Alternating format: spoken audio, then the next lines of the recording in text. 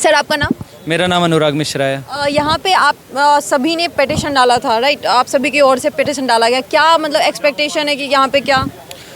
जैसे कि यहाँ जो है इसको सर्वोच्च न्यायालय कहा जाता है, न्याय का मंदिर कहा जाता है, तो हम सभी बच्चे जिन्होंने 600 प्लस स्कोर करा है और फिर भी हमें कॉलेज नहीं मिल रहा है, तो हम इसी आशा से यहाँ पर आए हैं कि हम सबको कुछ एक अच्छा न्याय मिलेगा, हम सबके हित में जो होगा वही सोच के यहाँ पर आए हुए हैं। अच्छा, नीट एग्जाम को लेके ये कहा जा रहा है कि क्या आपका मेन डिमांड क्या है कि वापस से री एग्जाम हो सारे? हाँ, सबसे मेन डिमांड तो यही है कि आप रीटेस्ट करवाओ, क्योंकि जितने लोग पेपर लीक या गलत तरीके से घुसे हैं उनको रीएवैल्यूएशन करके नहीं निकाला है। भाई जिसने ओएमआर शीट में एक बार सर्कल करके आंसर टिक कर दिया, 50 बार स्कैन कर दोगे तो भी वही मार्क्स आएगा, ये थोड़ी आइडेंटिफाई हो जाए कि वो कल्प्रिट है। तो कल्प्रिट को एलिमिनेट करने का एक ही तरीका है और मात्र एक ही तरीका है, वो है कि इस टेस्ट को रिकंडक्ट कराया जाए। तो अभी जो इससे पहले उनका वर्डिक आया जिसमें कि उन्होंने कहा था कि जिस बच्चे को ग्रेस मार्क्स मिले वो बच्चे री एग्ज़ाम दे, राइट? तो उनका री एग्ज़ाम भी हुआ, लेकिन उसमें से कुछ 800 कुछ ही बच्चे एग्ज़ाम देते, जबकि ग्रेस मार्क्स मिलने वाले बच्चे 1563 बच्चे हैं। तो इसको लेके क्या कहेंगे? बच्चे तो एग्ज़ाम देने जा ही नहीं रहे हैं दोबारा। अब वो जो नहीं जा रहे हैं वो उनकी अपनी समझ है, उसमें हम क्या कहेंगे? हम तो पीड़ित है और हम दोबारा देना चाहते हैं और हम आएंगे अगर रीटेस्ट होता है तो। 23 लाख बच्चे एग्जाम देंगे फिर से। उसमें एनटीए ने ये कंडीशन रखी थी कि जिसे एग्ज़ाम देना हो वो दे सकता है, जिसे नहीं देना है उसके ग्रेस मार्क्स हटा के रिजल्ट को ऐसे ही पब्लिश किया जाएगा। और उस एग्ज़ाम के होने से भी हमारी रैंक के ऊपर कोई फ़र्क नहीं पड़ा है, सिर्फ 37 रैंक ऊपर गई है मेरी। मुझे तब भी कॉलेज नहीं मिल रहा था, अभी भी नहीं मिल रहा है। और इसका से वो सिर्फ सोल्यूशन यही है कि दोबारा से एग्ज़ाम कराया जाए और कंपलसरी दोबारा से हर किसी के लिए कराया जाए, क्योंकि वही सबको फेयर चांस देना होगा। अच्छा, ये बात बताइए कि जो अभी एनटीए एग्ज़ाम ले रही है, क्या एनटीए एग्ज़ाम लेने के तरीके पे आपको भरोसा है या फिर आपका डिमांड? भरोसा नहीं है। अब हम ये नहीं चाहते कि एनटीए एग्ज़ाम ले, चाहे तो आप सीबीएसई को वापस से एग्ज़ाम लेने की वो दे दीजिए, लेकिन एनटीए के ऊपर अब बिल्कुल भरोसा नहीं रहा है। सिर्फ नीट ही नहीं, बहुत सारे एग्ज़ाम इस साल लीक हो गए हैं और जो एनटीए ही संभालता था, तो एनटीए अब नॉन ट्रस्टिंग एजेंसी बन गया हमारे लिए। मैं आपको बता दूं कि इससे पहले नेट का भी एग्ज़ाम का हाल कुछ ऐसा ही हुआ है, नीट और नेट, और उसमें इसे लेने वाला एनटीए ही है। और एनटीए के ऊपर इतने सारे एलिगेशन लगने के बाद भी, इससे पहले मैं आपको बता दूं कि गवर्नमेंट बॉडी इसका एग्जाम लेती थी, अब प्राइवेट ऑर्गेनाइजेशन एनटीए लेती है।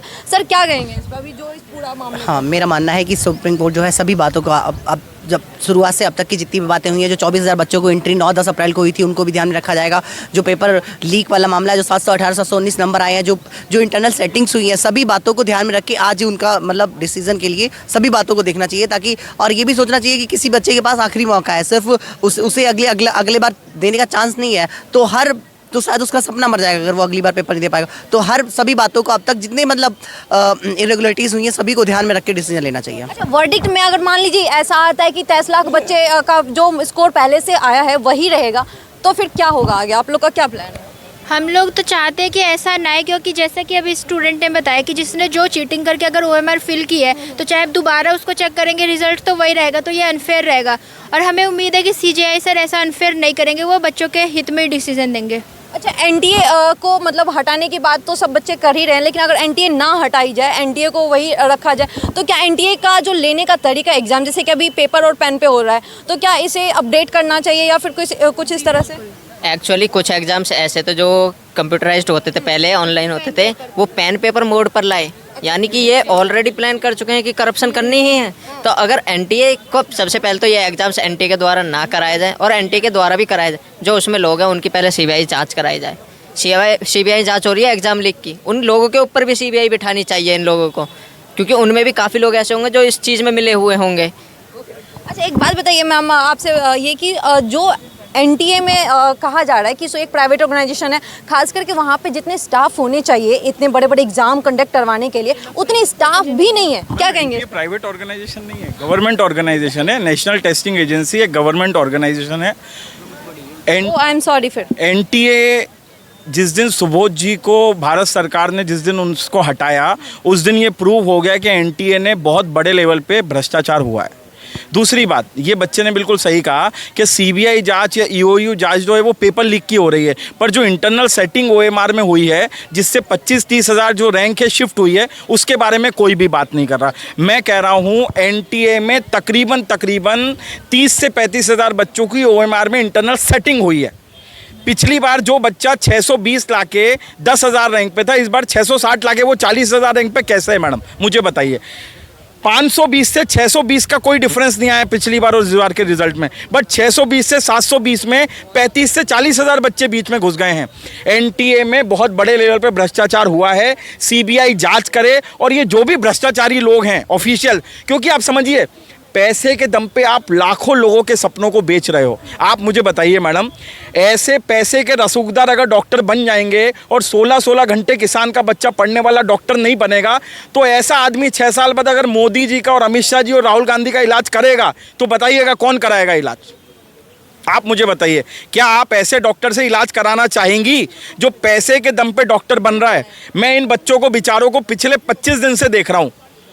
इनके पास इतना पैसा भी नहीं है कि ये अपना लॉयर जो है हायर कर पाएँ। मुद्दा बहुत क्लियर है, सीजीआई ने भी कहा है पेपर लीक तो दिख रहा है। तो अगर पेपर लीक हुआ है, सुप्रीम कोर्ट ने खुद कहा था 0.01% भी धांधली होगी तो हम इनजस्टिस होने नहीं देंगे। जस्टिस सिर्फ एक ही चीज़ पे होगा, जब इन 24 लाख बच्चों को फिर से पेपर लिखने का मौका मिले। अच्छा, एनटीए को हटाने की जो बात की जा रही है, एनटीए अगर तो एनटीए को हटा के क्या? मैम देखिए, एनटीए को हटा के बहुत सारी संस्था हैं जो ये एग्ज़ाम ले सकती हैं, चाहे आप एम्स से करवा लीजिए, आप चाहे एनबीई से करवा लीजिए, बट दिक्कत तो यही है ना, वो संस्थाएं कितनी ट्रांसपेरेंट है। मकसद यहाँ पे किसी को हटाने या लाने का नहीं है, मकसद ये है परीक्षा में ट्रांसपेरेंसी होनी चाहिए। अब इन बच्चों ने एग्जाम दिया, मैं आपको बताता हूँ ओएमआर में धांधली होती कैसे है। ओएमआर में जो बबल्स होते हैं, उन बच्चों को बबल्स भरना रहता है, बट वहाँ पर कहीं पे ये नहीं दिखा हुआ कि बच्चे ने इतने बबल्स भरे। गोधरा में जो एफआईआर हुई उसमें 60 लाख कैश बरामद हुआ, 2 करोड़ से ज़्यादा का डीडी पोस्ट डेटेड चेक बरामद हुआ। उसमें बच्चे ने कहा कि हमें दलाल ने बोला, कंसल्टेंट ने बोला, तुम ओएमआर छोड़ के आ जाना, भरना मत, हम इंटरनल सेटिंग करके काम करवा देंगे। तो ओएमआर को इतना निष्पक्ष रखना चाहिए कि उसमें दिखे कि बच्चे ने अगर फिजिक्स में 30 क्वेश्चन किए तो वहाँ पे नोटिफाई हो जाए कि 30 किए, और इन्विजिलेटर वहाँ पे साइन करे, जिससे कि मेरे 16-16 घंटे ये जो पढ़ रहे हैं ये सब मिडिल क्लास फैमिली के लोग हैं। अगर भारत में आप एग्ज़ाम अगर ट्रांसपेरेंट नहीं ले सकते, तो आप बताइए कैसे आप अच्छा डॉक्टर और अच्छा इंजीनियर बनाएंगे। मैं एक डॉक्टर हूँ, खुद एक एमबीबीएस हूँ, इन बच्चों के साथ पहले दिन से खड़ा हूँ, और सिर्फ इसलिए खड़ा हूँ कि हमारा मकसद सिर्फ रीनीट है। और जिसने पढ़ा है, जो लोग कहते हैं, बहुत सारे ऐसे भी बच्चे हैं, भैया 670 आए, नहीं रीनीट नहीं होनी चाहिए, क्यों? तुक्के में आ गए आपके। अगर मेहनत से आए हैं तो बिल्कुल आप वापस 670 का 700 ले आओगे, और अगर धांधली से आए हैं तो फिर आप टेंशन में होंगे। तो ये बात जो बहुत बड़ी डिबेट चल रही है कि रीनीट बच्चे, वो जो सरकार ने भी अलफनामा दिया, एफिडेविट दिया कि रीनीट नहीं होनी चाहिए, क्यों नहीं होनी चाहिए? आप एक बात बताइए, ईओयू पटना एनएच खान साहब ने कहा, भैया एक दिन पहले जो बंदा था उसने कबूला कि हमको पेपर भी मिला, आंसर की भी मिली, अनुराग ठाकुर। अब बताइए आप और क्या चाहते हैं? मतलब आप क्या चाहिए आपको? हजारीबाग, गोधरा, दुनिया भर की चीज़, उसके बाद इंटरनल सेटिंग, एनटीए के आपने जो ऑफिशियल सुबोध जी थे उनको हटा दिया। माननीय सुप्रीम कोर्ट ने कहा है 0.01% भी धांधली होगी तो इनजस्टिस नहीं होने देंगे। सीजीआई साहब से हमें पूरा भरोसा है, सीजीआई और सुप्रीम कोर्ट रीनीट जरूर करेंगे, और जिस दिन तक रीनीट नहीं होता हम लोगों को जस्टिस नहीं मिलेगा। अच्छा, ये इस जस्टिस को लेके जो पूरा मामला है, सड़क पे भी है, लगातार सड़क पे भी प्रोटेस्ट हो रहे हैं, और संसद भवन में भी इसे उठाया जा रहा है। लेकिन उसमें 3 मांगे हैं। एक तो है कि धर्मेंद्र प्रधान इस्तीफा दे, दूसरा मांग ये है कि सो रीनीट हो, और तीसरा मांग है कि एनटीए को हटा के फिर से यूजीसी को लाया जाए और वो एग्जाम ले। तो आपका क्या मानना है कि सो क्या धर्मेंद्र प्रधान को हटाने से ये चीज़ें ठीक हो जाएंगी, या यूजीसी अगर एग्जाम लेती है तो क्या ये चीज़ें ठीक होंगी? मैं क्या बोलता हूँ, धर्मेंद्र प्रधान जी को तो उसी दिन इस्तीफा दे देना था जिस दिन उनने सुबोध जी को हटाया, साथ साथ में खुद भी चले जाते। बात यहाँ पे नहीं है, बात यह है नेता लोग जो होते हैं वो चुने हुए होते हैं। मुझे ऐसा लगता है भारत का जो ब्यूरोक्रेसी है वो इस टाइम पॉलिटिशियंस पे हावी है।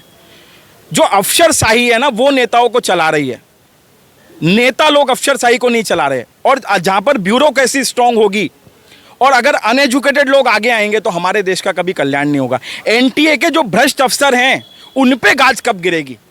जिन लोगों ने इंटरनली काम किया है, पेपर लीक उन्हीं के थ्रू हुआ है, इंटरनल सेटिंग उनके थ्रू हुई है, तो उसके लिए क्या कर रहे हैं? उसके लिए सीबीआई क्या कर रही है? मुझे सीबीआई पे भी भरोसा है, क्योंकि हमारी जब हम जंतर मंतर पे बैठे तो हमारी ये भी एक बहुत बड़ी मांग थी कि सीबीआई इस केस को देखे। और मैं स्वागत करता हूँ क्या माननीय मोदी जी का कि आपने बहुत अच्छा डिसीजन लिया, आपने सीबीआई को केस सौंपा, बट बात वहाँ ख़त्म नहीं हो जाती ना।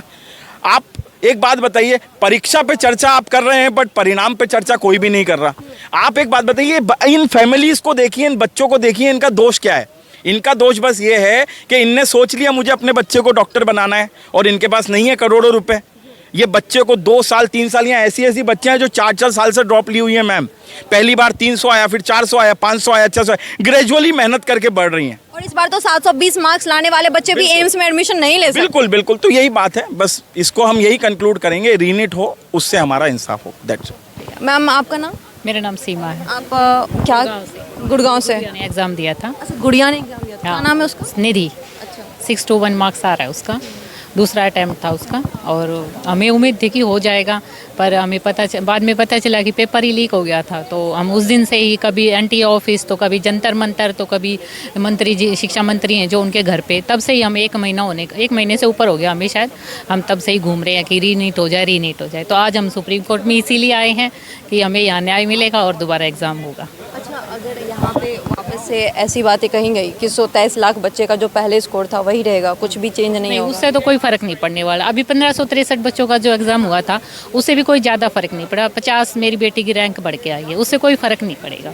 तो रीनीट ही इसका एकमात्र सोल्यूशन है, मुझे तो यही लग रहा है कि रीनीट ही, क्योंकि जो बच्चे स्कैम से आए हैं उनको तो अब निकालना ही मुश्किल है, कैसे हम उनका डाटा निकालेंगे? तो सोल्यूशन यही है, जिन्होंने मेहनत करी है वो दोबारा से पढ़ के आ जाएंगे। हमारी गुड़िया अभी वेट कर रही है कि हमें डेट मिले, हम दोबारा से पढ़ेंगे और फिर अच्छे मार्क्स लेके आएंगे। अच्छा आंटी, एक बात बताइए, जैसे कि बच्चे तो मेहनत कर ही रहे हैं, वो ड्रॉप भी लेते हैं कई साल तक, तो इसका क्या मतलब फैमिली को, सोसाइटी, मतलब क्योंकि वहाँ पे काफ़ी सोसाइटी को भी देखना पड़ता है, क्योंकि प्रेशर तो होता ही है, और एक लड़की तरह का प्रेशर, खास तौर पर एक लड़की पे प्रेशर तो होता ही है कि 2 ड्रॉप हो गए, 3 ड्रॉप हो गए, फिर एज भी हो रही है, भाई नहीं हो रहा, छोड़ दो, ये है वो है। शादी की उम्र भी एक लड़कियों की होती है हमारे समाज में, तो वो सारा लड़कियों पर प्रेशर होता ही है, समाज का भी होता है, परिवार का भी होता है। तो ये चीज़ मैं आज इसलिए, हम 1 महीने से इसीलिए घूम रहे हैं कि हमें न्याय मिले, कि दोबारा रीनीट हो जाए। और हमारी गुड़िया का दूसरा अटैम्प्ट था, मैंने बताया, तीसरा अटैम्प्ट मुश्किल हो जाता है, देखो। अच्छा ये दूसरा अटेम्प्ट? हाँ, तो इसके बाद दूसरा, और क्या मतलब श्योर है कि अगले साल देगी तो हो जाएगा, ऐसा ही कुछ फिर हुआ तो फिर क्या करेंगे? तो अच्छा, ये बताइए कि जितने भी मतलब कि देश में खास करके लड़कियां, आपने बताया कि उनके साथ बहुत दिक्कतें होती है। कोई भी लड़की हुई, किसी भी समाज से आती है, उस पर प्रेशर रहता है कि भाई उम्र हो रही है, नहीं हो रहा, फिर 5 साल तो में पैसे भी नहीं होते हैं नहीं, कि उनको मीडियम फैमिली के पास कहाँ पैसे होते हैं? अगर होते तो वो फर्स्ट अटैम्प्ट में ही किसी प्राइवेट में भेज देते, 2 साल 3 साल 4 साल कोई भी वेट नहीं करेगा। अगर पैसे होंगे तो फर्स्ट अटैम्प्ट में बस क्लियर करा है एग्जाम, चलो भाई प्राइवेट में करा दो। नहीं होते एक मीडियम फैमिली के पास, तो वो वेट करते हैं, 1 ड्रॉप 2 ड्रॉप दिलाते हैं और फिर हो जाता है। लड़कियाँ खासतौर पर कर लेती हैं, वो मेहनती रहती हैं कि हाँ मुझे करना है, तो लड़कियाँ कर लेती हैं, मुझे ऐसा, और हमारी गुड़िया ने किया भी है। तो अच्छा, 1 साल मतलब 1 साल पूरा पढ़ाना और फिर उसे ड्रॉप लेना, तो उसमें काफ़ी पैसे खर्च होते हैं, क्योंकि खर्च होते हैं। और कोचिंग का तो आपको पता ही है, कोचिंग की फ़ीस कितनी जाती है, 1.5 लाख 2 लाख। और फिर हमारी गुड़िया तो कोटा जाके रही थी 10 महीने, तो वहाँ का भी हमें खर्चा था, और भाई हमने अफोर्ड भी किया था कि चलो पढ़ जाएगी, कि आज के समाज में लड़कियों को पढ़ाना ज़्यादा ज़रूरी है। और मोदी जी तो बोलते भी हैं लड़की बेटी पढ़ाओ बेटी पढ़ाओ, तो भाई इसमें आज यही मैं मोदी जी से भी यही रिक्वेस्ट करूँगी कि प्लीज़ आप भी हमें सपोर्ट करें और पेपर को रीनीट कराएं, ताकि बेटियाँ आगे बढ़ें। मिनिस्टर से तो हम बार बार यही रिक्वेस्ट कर रहे हैं, प्लीज़ रीनीट कराएं। हम उनके घर पे भी गए हैं बाकायदा, और 1 महीना हो गया हम घर पे बैठे नहीं हैं, रेगुलर हम जा रहे हैं, जहाँ पे भी हमें उम्मीद लगती है कि वहाँ जाने से शायद हमारे को कुछ पॉजिटिव वे है, तो हम जाते हैं। और आज हम सुप्रीम कोर्ट भी इसलिए आए हैं, CGI से हमें उम्मीद है कि रीनीट होगा और हमारे बच्चे दोबारा मेहनत करके फिर से क्लियर कर लेंगे।